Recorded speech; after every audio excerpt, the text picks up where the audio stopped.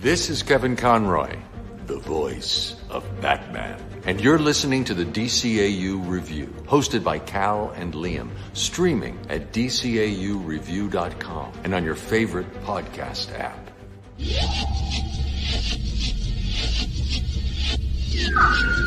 Welcome to my world. Oh no! You want to fight, Drake? Wait, you there? Go ahead. You're pretty strong for some clown who thinks he's Batman. I am Batman. Let's go.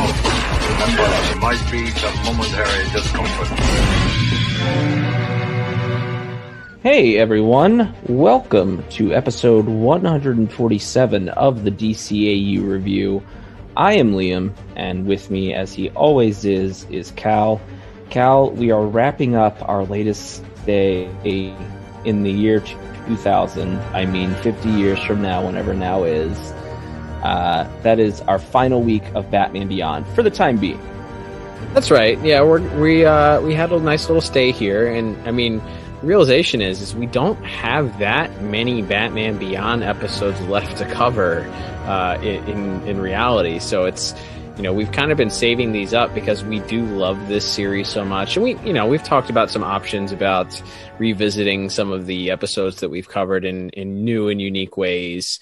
Just because obviously we care about these shows and love these shows so much. But yeah, we are covering the next episode. I believe we decided this was air date order, not production order, for the way that they did it on the DVDs and Blu-rays. But this episode this week is called Sneak Peek, which deals with a little bit of commentary on, I guess, the media a little bit, but also it's just kind of a fun story involving what would happen if somebody found out the identities of Batman and that Bruce Wayne was formerly Batman. That's right, Cal, and we will get into our four main categories as we always do. But before we get there, of course, I must hit us and hit the listeners with the official Imdb synopsis for this week's episode. Excelente. Yes, that's right. As you said, Sneak Peek. This originally aired on the Kids WB back on March 25th, 2000, putting us just a little shy of the 21-year anniversary of this episode. That's right. And this is for the episode Sneak Peek, as mentioned, which is written by Alan Burnett and Stan Berkowitz. It is directed by Dan Reba, with music by Lolita Ritmanis, and animation by Coco/Dong Yang. And that synopsis reads as such.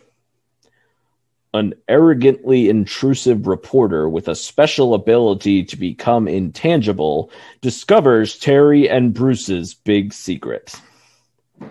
Bet he does. There was a lot of syllables in that one. They decided that they wanted to fill up the page with larger sounding words, and so because they had to really space things out there. So I was like, it's like when you get a paper that's a page length instead of word length, and so you use like a bigger font and you try to use as many big words and extra adjectives as you can.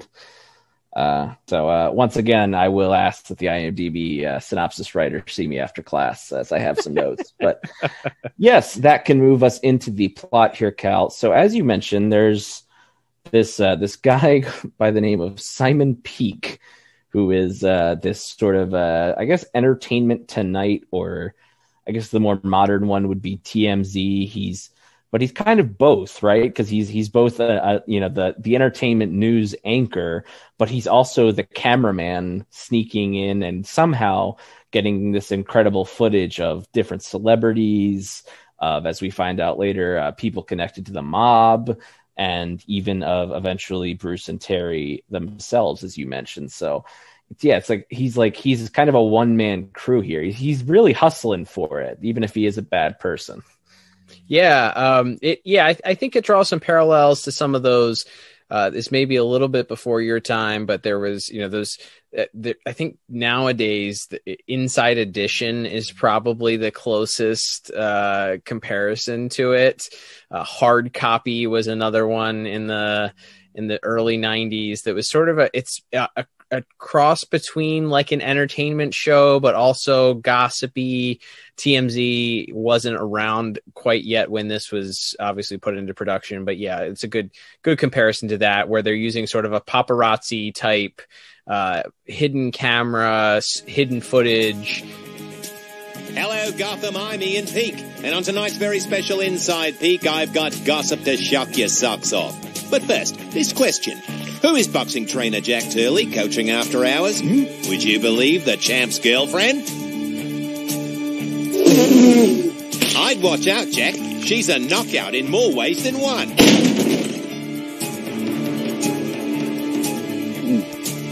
And then there's rocker Jamie Gerald. She must know that splicing's against the law. Yet here she is just a day ago, meeting with one of the town's most notorious genetic suppliers. Maybe Hard Rockin' Jamie's out to become the real dragon lady of the music biz. And now for our headline story. The strange case of Paxton Powers. Remember him? We haven't heard much from Paxy Boy since he took over Wayne Powers from his blighted father. Maybe it's because Pax has been sidetracked by, personal issues? Looks like he's making up for all that time he wasted in the boonies. Now watch this. The opening scrawl that he does is he talks about various different celebrities that they introduce, including a boxing instructor that is having an affair with one of his fighters' girlfriends. Then we see a rock star of some kind that is using illegal splicing means. Shout out to all the splicers out there.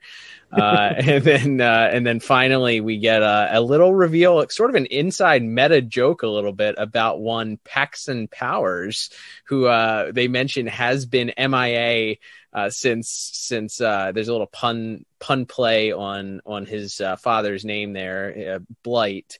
But he's been MIA, and there's some raunchy footage of him hanging out in a Speedo in a very excitable state, I guess, with some young ladies at a party. So it's very, very quickly revealed that this is a guy who is sort of scummy in that he's not doing anything wrong, as they'll kind of talk about later on, but he's just not. It's very lowbrow, to the point where Teri's mom is very concerned that both Matt and Teri are interested in watching this episode or watching this show. And it leads to Teri's mom giving the worst foreshadowing in the entire series, I think. Hey! I don't want you watching this. See, I told you. I was talking to both of you. Come on, it's just entertainment. You wouldn't find it so entertaining if you were on the receiving end. Yeah, it's a bit on the nose when she tells Teri that you wouldn't like it if you were the subject of this guy's reporting, and of course later on he in fact is. But yeah, so I guess that's the lesson learned is, yeah, like I said, it kind of touches on like, oh, people that do this type of things are invading people's privacy and they're kind of scummy. But then, Bruce says later in the episode, you can't really arrest him for anything. Like, you could slap him on the wrist for trespassing or something, but he's not really doing anything wrong. He's just kind of a jerk for the most part. And well, the funny thing is that Bruce then sort of has some commentary. This story was by Alan Burnett, I think you mentioned, and Dan Reba was the director. So there's some things, some slight, pretty hilarious comments in here. There's a comment that Bruce has because Teri goes and there's an alarm that goes off at City Hall, and Bruce makes a comment about dealing with politicians that I thought was really funny. Just, Teri's dealt with a lot of danger before, but never dealt with politicians, so he needed to be extra careful. And then Bruce later on says, after he says what he says about not being able to arrest Peak, he mentions that he's just kind of a journalist. Like he's no different. Like, so there's a little bit of shade thrown at both journalists and politicians in this episode, which I am for in all cases. So great job, guys.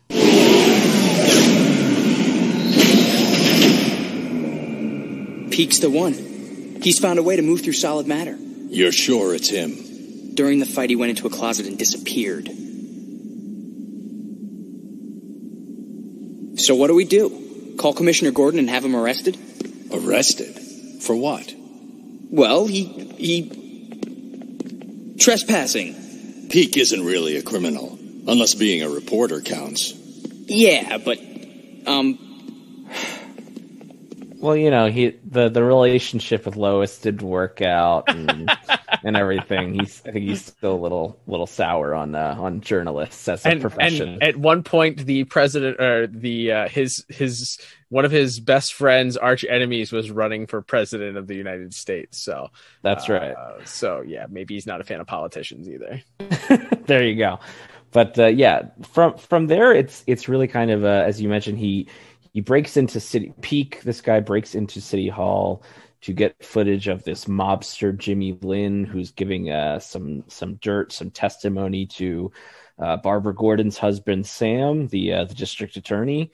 And of course, Peak is there to capture that on video, but he accidentally runs afoul of a cop who sets off an alarm, which is how we get the first interaction with Batman.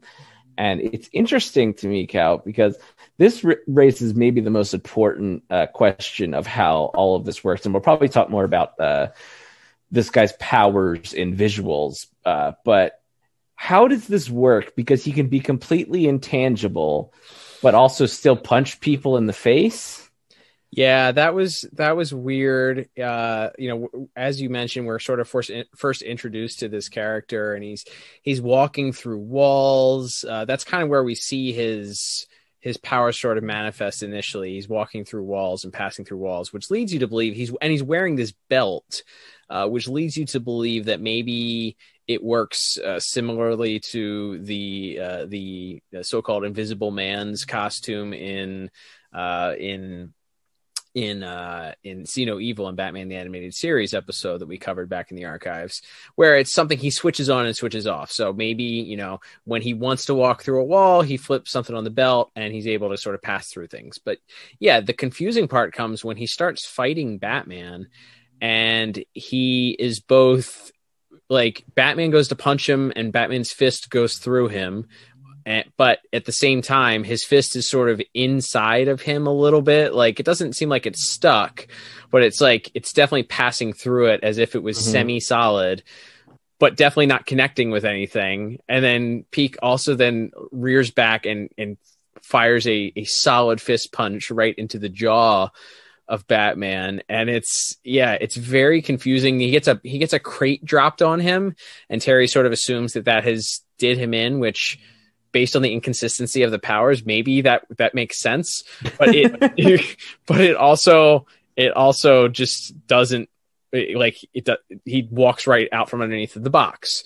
Ultimately it's a weird, inconsistent understanding of how physics works, and there's a throwaway scene which ultimately leads to a semi-large plot point where Terry is sitting in a science class at Hamilton Hill High, and he's talking about the difference between solids and I guess he talks about atoms, and what's the other one that he talks about? He's talking about atoms and something else, some other scientific element.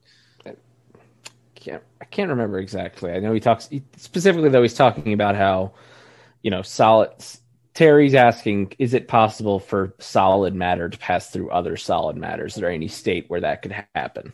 Right. And there was, his professor just happens to know that there was one scientist that believed that if you vibrated something at a high enough rate that it could pass through another solid object. Terry goes back to Bruce to talk about this, and wouldn't you know it, this guy used to work for Wayne Enterprises. I knew him well. Nobuo Taka. He developed a theory called vibrospace. He thought atoms and molecules could be made to vibrate in such a way that they could pass right through each other. Like that guy from the other night. But what would Taka want from that Tong gangster? Taka died years ago. There was a fire. It destroyed all his research, too. That's right. And I will just mention here, I wonder is this technology, can we add in some more retroactive headcanon here and say that this is at least somewhat based on the Flash's abilities? I mean, that's sort of what we ultimately know that the Flash can do, right? And it makes as much sense as anything else. I'm for it. Canon until proven otherwise. That's what we always like to say here. And I think there's a line somewhere, I think, in one of the JLU episodes where they explain why Flash doesn't do the vibrating thing much in this world. But I can't remember exactly. We'll get to that episode someday, and then I'll go, oh right. But until then, I think that's kind of it's an interesting little wrinkle. Yes, that Wayne Enterprises happened to have hired this guy, who then died in a somewhat mysterious fire. We'll find out later on that Ian Peake is the one who caused that fire. And yeah, it's interesting. So once we have that fight, Terry kind of pretty quickly is able to figure out that this guy is probably the one doing it, especially after he goes to see him at the studio, and Jimmy Lin and some of his other henchmen break in to try to get revenge on Peake after he exposed him as a rat. And Batman defends Peake from that, but Peake gets away and happens to see the Batmobile as he's about to escape, and so he plants the hidden camera inside the Batmobile, which is how Terry and Bruce's secrets are ultimately exposed here. And that does lead to, I think, probably the best stuff from a story perspective in the episode, which is the scene of Terry going to see him and telling him, talking about how, whatever you want to do to me, you can do it, but leave Bruce out of this. He's worked too hard. He's done too much to end up, in a media circus this late in his life. I was half expecting you. Come on in, Terry. Once I saw that the old guy was Bruce Wayne, it wasn't hard to figure out who you were. He was the original Batman, wasn't he? Wasn't he? I don't care what you do to me, but he doesn't deserve this. He's done too much for the city to wind up in the middle of a media circus. He means a lot to you, doesn't he? Yeah, he does. I believe you. I really do. That's the trouble with this business. You meet so many liars, you forget what sincerity sounds like. Want to say it all again while I've got the camera running? Yeah, I really like that. It's a really touching scene because it really shows the heart of Terry and how Terry and Bruce have such an interesting dynamic to their relationship, and that Terry obviously is young and he's got a lot of energy, and Bruce, as we've talked about so often at this point, is so world weary and he's so just over everything. Nothing excites Bruce. Nothing gets him, nothing can really, he's really unflappable at this point, and nothing really gets under his skin, but he still has an appreciation for Terry. But we really don't get to see other than them sort of having this witty repartee back and forth, we don't really get to see other sides or other dynamics of their relationship. So we haven't quite yet. I mean, we have maybe in the second Ink episode where Bruce is willing to try and risk his life and put on the bat mech suit to come out and save Terry, or some of the subtle things that you see. But it's always nice when they come out like this and really giving you a clear look inside of what Terry's heart and head are for Bruce, and why he cares about him, and for him to recognize that Bruce, that line that he says, Bruce has done so much for this city, like he doesn't deserve to be put in the middle of a media circus, which, clearly he would become, people would be lining up outside of Wayne Manor. He wouldn't be able to, it would be the unmasking of the century, and would be the biggest news story in the history of Gotham as this guy, as they sort of lead with. So yeah, it's such an impactful little scene there. I really, really, really liked it. Yeah, I agree. And it's interesting you mentioned that, because as the episode is sort of going on, Peaks keeps having these stomach pains, and we see, right as he's about to go into the studio to reveal Batman's identity, he notices that he's unable to sort of maintain completely solid form, even when he's not wearing the belt anymore. And so he I guess tries to blackmail Bruce into helping him. He calls him to his apartment and kind of gets more and more desperate, and Bruce keeps, blowing him off, and even offers Bruce what he claims, now we don't know for sure that that's true, but he claims the only unedited copy of the footage, throws it at Bruce. Bruce still is about to walk out on him when Peak attacks him, and of course Teri shows up to save the day. But how did you read that scene? Did you see that as Bruce maybe being willing to was this an I'm not going to kill you, but I don't have to save you moment for this Batman, or former Batman? It's a good question. I think at that point, Bruce could see what was happening, and he kind of understood. Now we go back to the not really understanding the way that the powers work, or the inconsistency of it. But you could say that Bruce started to, I don't know. I think they could have solved this by explaining that the belt itself, because they talk about this belt that he was wearing, that was what was giving him the powers to begin with, and then all of a sudden he's going through this transformation and he's doing it without the belt. Like whatever the technology, the science behind it is suddenly transferred to him, and it's affecting him in this negative way, right? So if he maybe if they had said that you needed the belt in order to maintain some solidity or be able to do that from the get-go, or Bruce was, he in their discourse, Peak reveals this to him or something like that, then I think it would have been less ambiguous. But it does kind of seem like Bruce knew that he was just going to start falling through everything, and that he wasn't going to try and save him at that point. He did turn his back on him, but maybe Bruce didn't realize that. Maybe he just thought it was, I don't know. That's a very good question. What did you think?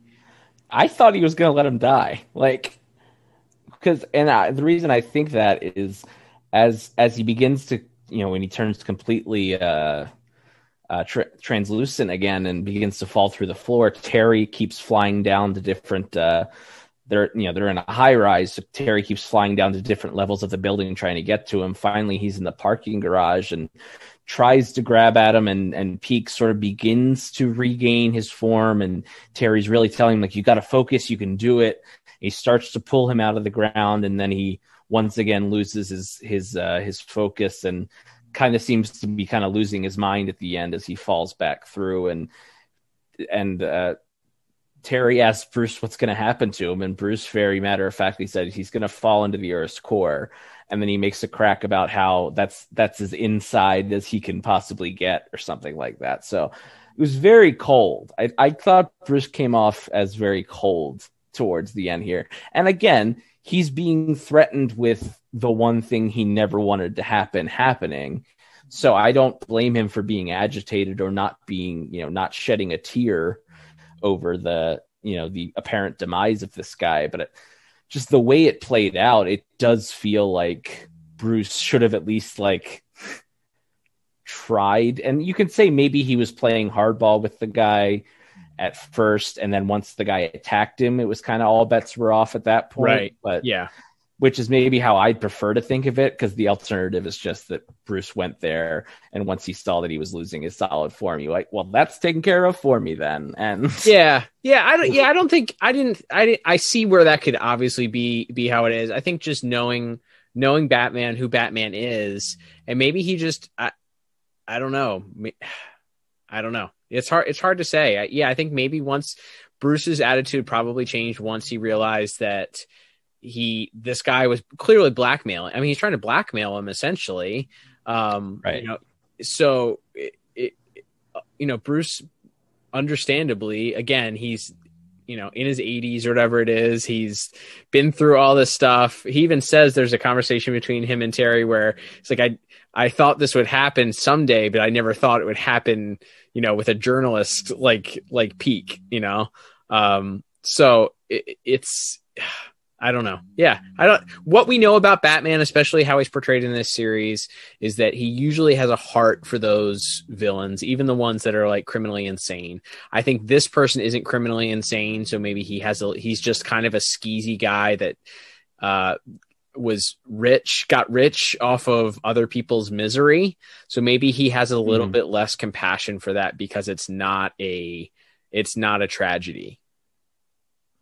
Yeah, I think that's fair. I thought that was a very interesting way to kind of characterize Bruce in that moment. I thought leaving it a bit more ambiguous as to his final thoughts on the matter, I think is interesting. It's certainly an interesting case study and can provide some interesting conversation. But that could move us into our scores for plot here, Cal.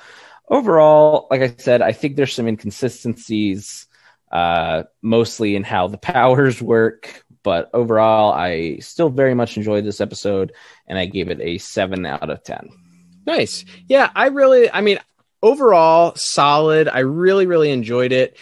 There are some things that you can poke holes into, like the inconsistency of the powers and how the powers work directly. And, maybe a little, interest, like unexplainable ending and sort of not anticlimactic, because it's actually pretty scary. Like it's pretty horrifying the way that it ends. Imagine just falling into the center of the earth. But there are some things that you can nitpick with it, but I love the tension that's built with it's a Batman trope that is one of those that goes across generations. It's what's going to happen. What would happen if Batman's identity was exposed? And the thing that he's fought so hard for all these years to keep his anonymity. I can't say that word, anonymity.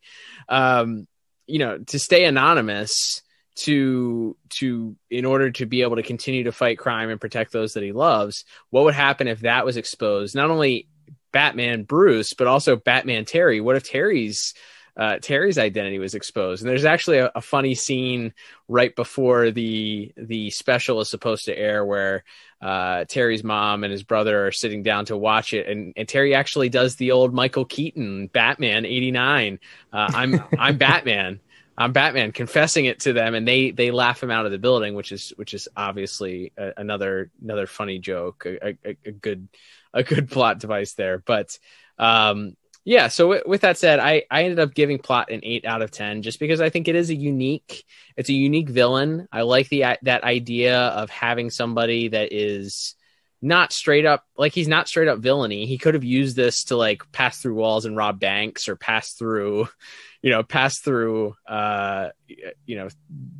government buildings and steal government secrets and sell them. But instead, he's not doing anything wrong. He's just kind of catching people in the act of doing underhanded or maybe just exposing secrets, kind of like maybe an Edward Snowden, or some of the people that are really looked at in various different ways as good people or bad people. Like some people see them as the devil, and some people see them as just a person that is doing the right thing by getting by getting the truth out there. So of course, this takes a turn and becomes more personal when it's about Teri and Bruce and exposing them. And ultimately, he kind of gets what he deserves, because him being the guy that was responsible for the death of this scientist is sort of the big reveal at the end that, oh, wait a minute, he's not just a guy who's exposing secrets. He's also somebody that's responsible for killing another guy and stealing his technology. So, right. So maybe not, but anyway, yeah, 8 out of 10. I think it's a very solid episode. It's fun. I remember watching this when we were young, not in heavy rotation from my recollection, but I remember seeing it enough where I enjoyed it then. And it's, despite some misunderstanding or some lack of clarity in how the technology works, I think it's a pretty fun episode nonetheless. Agreed. And that will move us on to the visual category, Cal. And we definitely have some interesting things to talk about. We talked about some of it in plot already, but certainly I think the standout action scenes, and there isn't a ton of action in this episode, but what we have is these sort of this straight up fight scene that we get between Batman and Peak when he is spying on the district attorney's office. And then the final scene, as we mentioned, when he sort of attacks Bruce and then is sort of confronted by Batman and eventually starts to fall through the floor. Definitely, it's definitely a very striking visual. They sort of went with this, it's sort of this blue and black kind of a Kirby crackle, going on all over Peak's body when he's doing the phasing, when he's using the phasing belt. That's certainly a very striking and memorable visual. Yeah, I that's absolutely, the Kirby crackle is absolutely what I had written down there. Visually, it's a very interesting character. You just see the white eyes, and as you said, he's got this blue and black sort of crackle that sort of phases in and out and changes. If Batman Beyond had gotten a proper toy line at some point, I think that would have been an interesting character to try to translate to that action figure form. As we've talked about here a lot, I feel like, being an action figure fan myself, or both of us being action figure fans, Batman Beyond really never got the justice it deserved when it came to getting his rogues gallery sort of fleshed out, or as of yet. So very, very toyetic, as they say in the toy industry. Very cool looking colors, that changing, those spots kind of all over him. He had the white silhouette of the eyes. He still had the flipped up hair of Mr. Peak. And I appreciate the fact that they didn't draw it out very long. I think within the first 10 seconds, you could probably figure out that this is the guy who's responsible for it, but they didn't draw it out like it was a big mystery or surprise that the guy hosting the secret footage show is also the guy taking the secret footage. So that was one of the ones I had written down. I also had written down, let's see here. There is a scene where Terry calls Bruce right after they announce that they're going to basically expose the secret, and Terry calls Bruce kind of panicking, and Bruce is in the Batcave. He's wearing this headset to talk to Terry. And he's standing in front of the bat suit cases. And I don't know if you caught this or not, but he's standing perfectly in front of the Batman suit. And you see the ears still above his above him in the background from the bat suit in the case. He lines up sort of perfectly with it. So it looks like Bruce has bat ears, and then he walks away and you can see the suit sitting there behind him. And the suit actually looked a little closer to I know this is pre-Justice League, but a little closer to the Justice League costume than even the new Batman Adventures. The ears were pretty long, I thought. The way that the cowl nose looked was a little bit more Justice League-y, I guess. Yeah, it's funny how the ears just kind of got longer. I assume that's the same static background they always use. So I don't know. We'll have to look out for that in future episodes if the ears were just like subconsciously drawn longer in that background always, or if that was I don't know if that background was redrawn for the close up there and it just happened that the ears were a little longer. But yeah, or if they were just drawn longer so that they could better stick up over Bruce's head as he's standing in front of it. That's a fun little note, though. Yeah, I liked that imagery as well, and yeah, I enjoyed that final little bit there as the power starts to kind of envelop him. And first, it's just sort of coming up in his stomach and his midsection area, and then it sort of travels up his chest and takes over his head, and then Bruce gets the nice quip in there about losing his head. Why'd you call me here? I can't control it anymore, and it's happening without the belt. So what do you want from me? My body's losing its substance. You gotta help me. You have the resources, that company, all those scientists. There are other companies. Yes, but Taka worked for yours. What does he have to do with this? I was the last one to interview him. Taka never would have talked to someone like you. You'd be surprised how obsequious someone like me can be when I need to. I have Taka's files and research right in there. I even have the belt he made. You stole it. You're the one who started the fire. I had to have it. To him it was just some experiment, but to me it was power. A chance to kick my career into high gear. You can't leave. You gotta help me. Give me one good reason. I know your secret. I know who you used to be. You're losing your head. Wait. This is it. The only unedited footage from the cave. No one's seen it but me. Take it!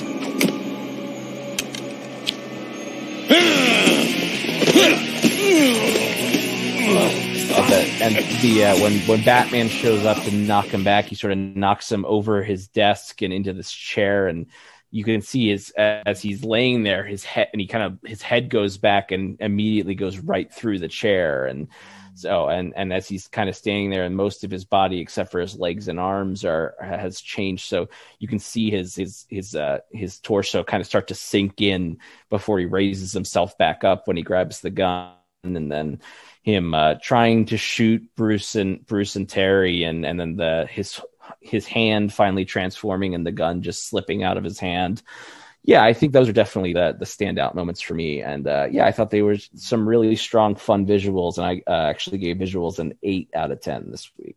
Nice. I gave it the same exact score. I thought the visuals, even though we talked about it, maybe how they were manifested was a little bit confusing. I think that initial fight that Teri and Peak have at the warehouse, where Teri's sort of chasing him across the rooftop and he's sort of phasing through walls, and it's funny because Terry's first reaction was not to be like, what? I mean, he's kind of like, what? But he continues chasing after him, thinking like, all right, well, I just saw this guy jump through a wall, okay, and he kind of keeps chasing after him, and the fight ensues in the warehouse. But I thought that was actually no blood or anything, but it was a pretty violent. There's a lot of fists. Terry kind of got his butt handed to him in that fight there. So very, very, very interesting in that, and a decent fight scene there. And then I thought that Bruce coming out of the way that, so the special is supposed to air, of course, and it doesn't. So Teri immediately thinks something's up. So he phones the Batcave, and Bruce does not answer. And then they cut to Bruce stepping off an elevator after Peak has called him to this meeting, and Bruce steps off the elevator, and for an 80 whatever he is year old dude, he looked cool as hell stepping off of that elevator, man. Like the shadow work that they did looked really cool. He's wearing his trench coat with the collar popped, and he steps off, and he's not taking any crap at this point. He doesn't care. He's just like, whatever, I'm just here. We'll talk about it in a second, but Kevin Conroy's performance is really, really great in that scene. But the end battle, as you said, I think is definitely the standout of what the most interesting part of the visuals are. It's difficult because there is a lot in this of sort of standing around and talking and, kind of observing, and there's, some talking that happens in the middle, and them trying to do the investigation of who this person is. And so there's a little bit of standing around. There's a lot of cutbacks to the actual program wrapping up, and Peak being in his program and dealing with a producer. And as you said, that the scene with the guys from the mob that show back up to try and kill Peak, there's some action that occurs there as well. But overall, I just think that it's visually, it's pretty strong when all things are considered. Yeah, I definitely agree with that. I think it's definitely one of the stronger points of the episode, and yeah, even with the questions of the consistency of it, I definitely think that fight scene certainly stands out. So yeah, definitely a lot of fun visual treats to be had, and even some of the minor things like you mentioned the Splicer cameo at the beginning, and seeing Paxton Powers and some of that other stuff that they threw in there at the beginning, I thought was pretty cool. And one other visual note I will mention, you mentioned the first guy we see is some boxing trainer, and the boxer breaks into his room just as the report is airing to confront the trainer about it. And that boxer happens to look like a slightly recolored version of Clayface's alter ego from Growing Pains. Yeah. One of my truly favorite episodes of any of these shows. And one day we'll get to cover that, and I look forward to it. But I think it is literally just that character model with different hair. Like, I think they, like, it's got the same like weird scar on the cheek and everything. So yeah, but I saw that, and I once again invented some headcanon that Matt Hagen is theoretically immortal because of his condition, and he's now just making time as a boxer. Dude, I love that. I love that headcanon. That's great. I did want to mention that there was one thing that sort of prevented my score from being a little higher, and that was there's one scene from the get-go. Peak is drawn. He has no whites of his eyes. He has for whatever reason, from the beginning of the episode, he doesn't have whites in his eyes. He still has the sort of, it's not quite the Superman where he doesn't have the bottom of his eyelid, but he has a complete eye, but just the whites were not colored. They were skin toned. But then in one scene, the scene where Teri saves him from his from the mob, the whites of his eyes are colored in, and it just stood out. I was like, wait a minute, something's not right here. Something is inconsistent here. What happened? And it's interesting because I was like, what happened? And I say, oh, the whites of his eyes were colored in. And it's weird because typically we don't see when the characters don't have those whites of their eyes, there's no bottom eyelid. So it just it looks a little bit more like, a Scooby-Doo character, or like I said, like Superman, or any of those that you don't really typically see the whites of their eyes. So when you see the bottom eyelid and it's not colored in, I was just thinking, like, my guess is they had somebody else just do this scene when it came to the animation team, and they just assumed because there was a bottom eyelid that, okay, so I must have to fill these eyes in, and that's why the inconsistency occurred. Yeah, that makes as much sense as anything, because I did note that he didn't have the whites of his eyes for most of that. So that's funny that you pointed that out. But yeah, it's funny sometimes little things like that can kind of stick in your craw when it comes to stuff like that. But still, very strong scores from both of us. Moving on to music, of course, the music this week, as mentioned, is by Lolita Ritmanis. One thing, the biggest thing I can say about music this week, Cal, is that there isn't a lot of it. Like, there's multiple scenes that just have no music. Most of the stuff in the Bat Cave, when Teri goes to confront Peak the first time after the secrets, once he knows the secret's been revealed, there's just no music in those scenes at all. It was like, it felt like, even we talk about that sometimes, how sometimes the music hangs back more to let the voice acting or the action speak for itself. But man, really, I feel like there's a lot of time where there was just little or no music going. Yeah, it's very atmospheric. Like, you get some strings and some synth, I think, in the background for a lot of those scenes where he's collecting the footage. It's sort of meant because you're sort of the fly on the wall, watching the fly on the wall. Maybe the fly on the wall. I don't know. Did we just invent something? I think we just did. I coined a phrase, the fly on the wall. So I think it's meant because the dialogue it needs to be the focus, and there's sort of this eeriness about him being this spy watching from the shadows. It's meant to invoke that sort of creepiness. And I think you're right, that they intentionally sort of laid off of it.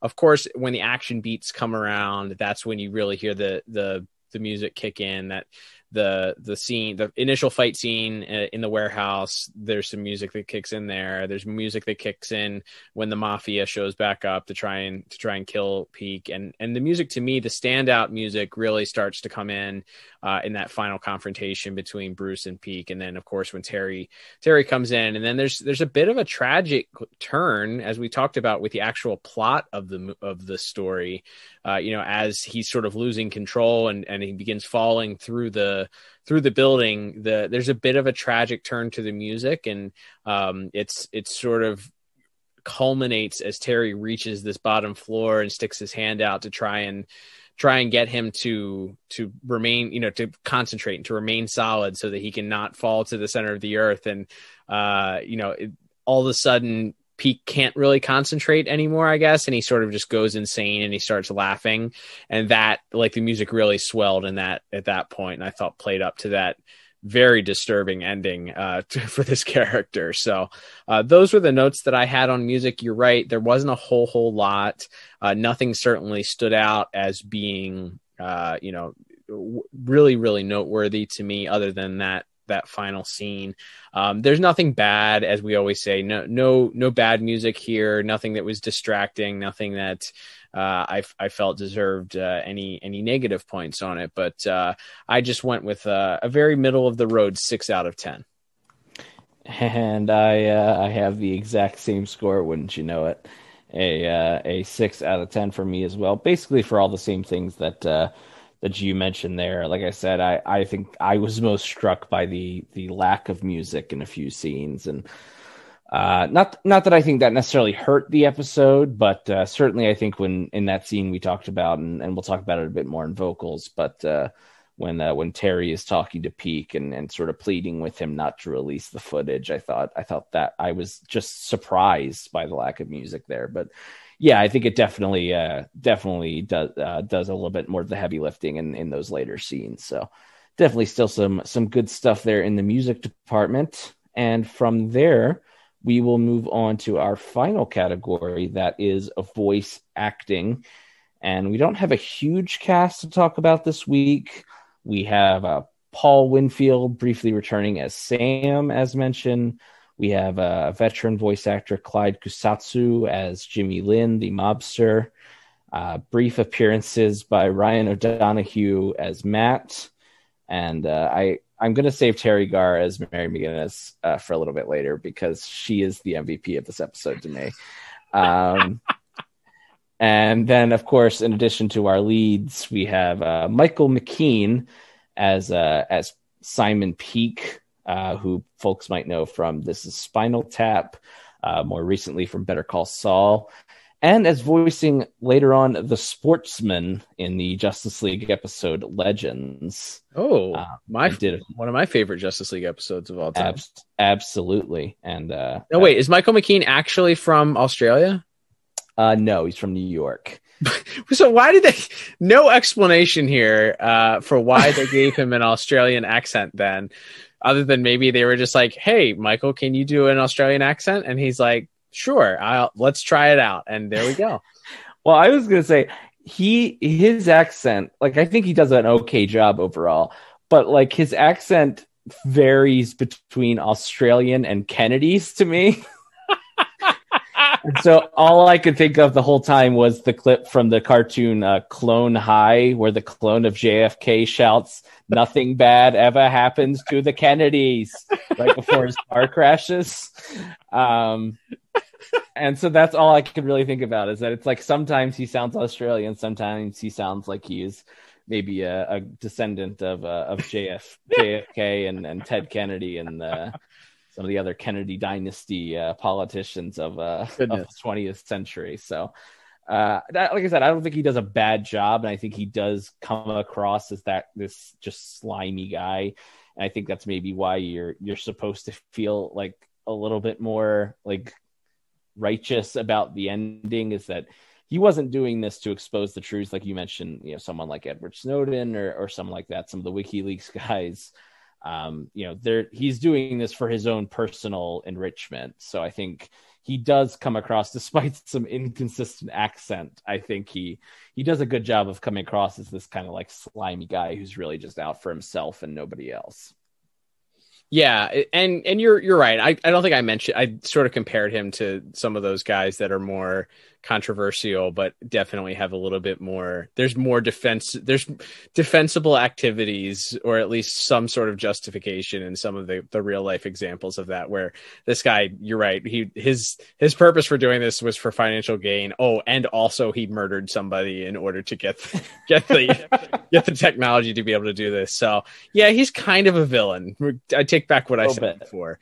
But yeah, his performance is fine. Like I said, I was wondering, just because it seemed like a caricature of an Australian accent at times, and we'll have to talk to our friends from Down Under to find out from Superman the Animated Podcast to find out if he feels like it's like when you hear somebody from England doing an American accent where it's like it's not quite there. Like there's something off a little bit about it. Yes, it's in the like enunciation of certain words that don't usually get enunciated in that dialect. Like there's just something in there. Yeah, we'll have to ask Nathan from Superman and the Animated Podcast for his grading of this part Australian, part like Connecticut Yankee accent that Michael Mckean does here.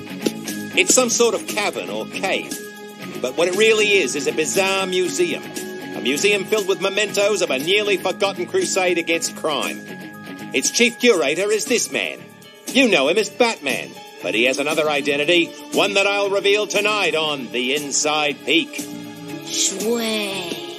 But that's not all. You'll also see the face of Batman's mysterious friend, and you'll find out what part he played in Gotham's greatest secret. A once-in-a-lifetime event. Only here, only tonight. But we'll get to the main event players in a moment here, but I do just want to mention there are very few things, I think, since we've been reviewing these shows that made me laugh harder than, as we mentioned at the start of the episode, we get this giant, over-the-top, smack you in the face with a hammer foreshadowing of, you wouldn't like it if this happened to you, Terry. And then, like, 5 minutes later, their Mom and Matt are making popcorn and are going to sit down to watch the Inside Peak reveal Batman's identity. And Will Friedle as Terry is very correctly is like, you said this was terrible and that none of us should watch it. And Teri Garr as Mary McGinnis just goes, yeah, well, what do I know?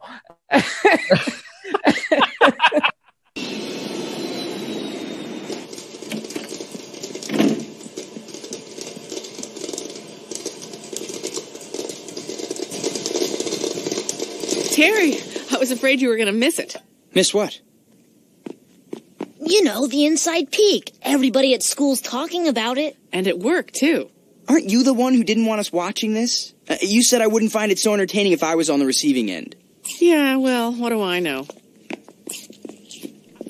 I laughed so hard at that line. Like, her delivery of such, like, it's not much of a joke, but it made me laugh so much because of Miss Garr's delivery on the line. So I just wanted to give a special shout out to her because I thought that was very funny. Yeah, she was really good. I think we also mentioned like the takeoff of the Michael Keaton Batman. I'm Batman, as Terry reveals to Matt and her, and they both, like, the animation is hilarious because both characters look like, I don't know. It reminded me of something you would see in Family Guy where they laugh, where the parents laugh at Meg or something like that, where they're just like rolling, like she's just like cartoonishly rolling and slapping the back of the couch as Terry announces that he's like Batman. It's like the scene in Little Big Head Man, like makes the cartoon to show Bizarro of Superman and Lois and Supergirl and whoever else just lying on the floor, slapping their knees as they've pulled one over on Bizarro by getting him to leave Earth. Like, yes. That's what it reminded me of. It's just like, and it's like almost like not enough frames. Like they're sitting up in upright position, and all of a sudden, like they snap and they're on the ground laughing. Like it's very, very, very, very funny in the way that's delivered. But I thought Teri Garr deserved an extra shout out for her delivery of that line. Definitely a little bit of levity to a pretty serious final act of this episode here. But obviously, I think as we've already talked about in plot, Will Friedle as Batman / Terry McGinnis, and Kevin Conroy, of course, as Bruce Wayne. They're both great. Yeah. It's not maybe not breaking news, but they both have a lot to do with this episode. I think the last few times we've seen Bruce in the series, he's been kind of relegated to a backseat role where he kind of just gets a few lines of exposition or something to throw at Terry. And here this week, it's a plot because it affects both him and Terry so personally. it felt like both actors kind of had a lot more to sink their teeth into. And as you mentioned, Will Friedle's able to both have these kind of lighter comedic moments with his brother and mom, but then also really, again, when he's pleading with Peak to not expose Bruce, and then certainly in Kevin Conroy when he's both talking to Teri on the phone, and then when he has his confrontation with Peak. I think they're just both phenomenal. Yeah, they're really, really good.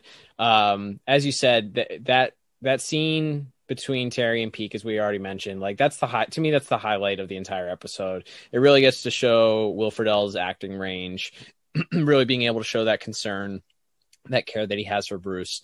And then the final scene with, the interaction certainly between Teri and Bruce also, as always, are so good. The chemistry that both that Will Friedle and Kevin Conroy have with each other is just phenomenal and works really well. And the scene where Teri feels the guilt for, the blame for bringing the Batmobile back and exposing Bruce's secret is really, really touching, because you get to really see that's honestly, it's such a Bruce thing for the Batman character to do, to take on the responsibility for something that he, like the slightest mistake, that feeling of him needing to be perfect all of the time.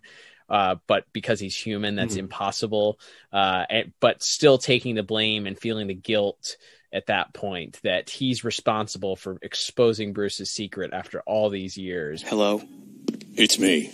There's this thing on the web. I know. They've been running it twice an hour since before dawn. How did he... He planted a camera in the Batmobile. No. I just found it. Then it's my fault. It's all my fault. I always assumed I'd be found out sooner or later. It's just galling that a piece of garbage like Peak had to be the one. When, obviously that's not true, but being able to have him show that range of emotion throughout this, certainly the dread and the worry of trying to expose his, of the secret being exposed, of trying to get up the gumption to confess to his mom and Matt, and then them laughing at him. And Kevin Conroy, as we talk about on every episode that he's on, really good. I think that final conflict between him and where he kind of has a slight bit of sarcasm and, a bit of an edge, as we talked about, whether or not he was sort of feeling justified in watching this guy kind of get his comeuppance, is interesting. It puts an edge kind of on that performance. And I think Kevin Conroy did a really great job of kind of seeing that. Like he's not there for being blackmailed. That's for sure. He's not cool with that. Like he's not down with that. So I think Kevin's performance in this episode really, really, really did a great job of really expressing that. All right, it's been 80 some years of, I've been Batman for 60 some years. This isn't how it's going to end. Like, and I don't care. He just, so yeah, really, really good, really strong performances all the way around. I think the Australian accent for Mr. Mckean was a little bit, it wasn't awful, as we said, but it was a little inconsistent. So that maybe brought my score down just a hair. But I still gave voice acting a very strong 8 out of 10. What about you? Yeah, I went 7 out of 10. So right in that same ballpark. I think it's all pretty darn good. I think would be higher. I think Michael Mckean, like I said, I don't think he does a bad job, but the accent is questionable. And I was trying to remember, we were talking about these different entertainment news shows, if this was like lampooning a specific like entertainment journalist that I just don't know about or don't remember. But I couldn't really find one that stood out.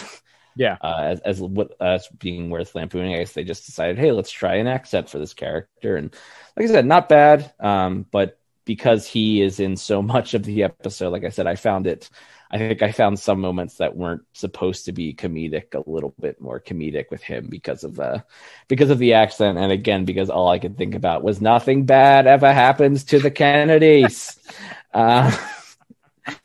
So that's all jokes aside, though, still strong scores from both of us, and will bring us to our final scores here, Cal. And tallying everything up, I have a final score of 28 out of 40. Nice. I went just a couple ticks higher. My score ended up being a 30 out of 40, which maybe feels a little bit stronger than it could be. But also, obviously we talked a little bit about how there were a few tiny plot holes, a few tiny swings and misses on animation, a few tiny swings and misses on voice acting. So really, honestly, it could have also gone the other way too, where this could have been maybe a lot better if they kind of tightened things up just a little bit in a couple of those areas. Yeah, I think that's what separates the good episodes or even pretty good episodes from the great ones, and that's part of the reason we like doing this little ranking system, is that it gives us some idea of what the true cream of the crop is among these DCAU cartoons, at least in our opinion. So yeah, still as we move on here, before we completely wrap up the show, we will as always talk about rewatchability. What say you? What's the verdict here? Because obviously this character doesn't come back, but we do get some strong character moments for Bruce and Teri. So what do you think? Is this a skip or a watch? So if we are bringing it down to a skip or watch, I think that in the grand scheme of things, it doesn't make a big impact overall. As you said, the character doesn't return, which would have been interesting if they had found a way to bring this character back, because I think let's just say that if physics are physics and he drops all the way into the center of the earth, he would then immediately begin returning back from the center of the earth. And if he's completely non-solid at that point, then and we already saw that fire didn't phase him in the explosion. So in that case, extreme heat wouldn't affect him. So that would be an interesting thing if they decided to bring him back. And I guess maybe that could have been an explanation, but regardless, especially him knowing Bruce and Teri's secret. So him coming back to try and exact revenge, even if not under the guise of a journalist, would have been interesting. But I think because it is just sort of a self-contained episode, while there are good things, interesting things,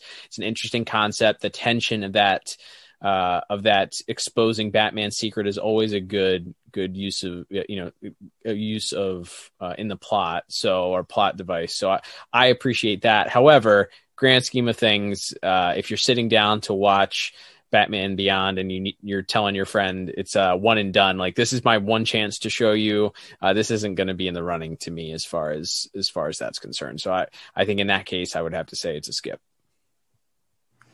Yeah, I think that's a fair appraisal of it. I think you can have some fun with it, but if you're talking about the cream of the crop, either of the entire DCAU or even really just the Batman and Beyond, by our scores, I think you can kind of figure out this one it's good. There's nothing wrong with it. Certainly worse ways to spend 22 minutes. But yeah, definitely not a must see either. Agreed. All right, Cal, and that will begin to wrap us up. Thank you, everyone, so much for listening, whether you are on Apple Podcasts, Google Podcasts, Spotify, DCAUreview.com, or the Pod Tower YouTube channel. Our new episodes will be dropping there as the same day that they drop on all of the audio platforms. So if you are a YouTube listener, if you prefer to absorb your podcast that way, that's a new way for you to check us out as well. But yeah, and the great thing about the Pod Tower, Liam, is that we are in sort of a conjunction there, working with the great guys over at Watchtower Database, who are some of the foremost and most knowledgeable guys about the DC animated universe, all the shows that we cover, but also our good friends over at the Tim Talk podcast are also a part of the Pod Tower, and we've done some projects with them before where we've debated some of the best DC animated episodes, the 5 quintessential DC animated universe episodes. We've had some fun with those guys. Those are great. Those guys are great too. So the cool thing is you can kind of go and get all of that content all in one area now. So definitely subscribe to the channel on YouTube. Just search for Pod Tower. You'll find it. Subscribe to it, and you'll get episodes from us. You'll get content from Watchtower Database, and you'll get Tim Talk stuff too. So kind of keeping everything together there. And speaking of those guys, Liam, we would be remiss not to plug our latest bonus sort of spin-off episode that we launched this past week, which we're very excited. A companion piece to this very podcast. We are calling it the DCAU review. Discuss this league, and that is we had a panel on. We talked on this very first volume. We discussed the rumors regarding a Batman the Animated Series reboot or revival for HBO Max. So definitely check that out. That also is available on Pod Tower, and then of course, if you haven't checked it out yet or subscribed, it's on our regular podcast feed. So the good folks can check those out as well. That is right. Had a great deal of fun talking with Chris from Tim Talk as well as Maddie from Watchtower Database. So definitely check that out when you get the chance. And as we wrap it up here, Cal, we are moving a new month. And of course, that also means we'll be moving on to a new show. That's right, Liam. And we are excited because we are headed back to the expanded roster of the Justice League, of the world of Justice League Unlimited. Well, it's all the same world, as we always say, but it is the series that we are covering, that being Justice League Unlimited. And we are kicking things off next month, the month of March, with the episode Dark Heart. That's right. A lot of cool stuff in there. Not only some first appearances of characters and certain plot devices, like a certain giant space laser, that may or may not come back into play later on. A lot of big noise and some fun guest characters as well. Getting to see a whole bunch of that expanded Justice League in action in one single episode. So a lot to do in the month of March as we begin to review a few more episodes of Justice League there. And we certainly can't wait. But until then, I'm Liam. And I'm Cal. And we'll be back next week with another episode of the DCAU review. Bye-bye.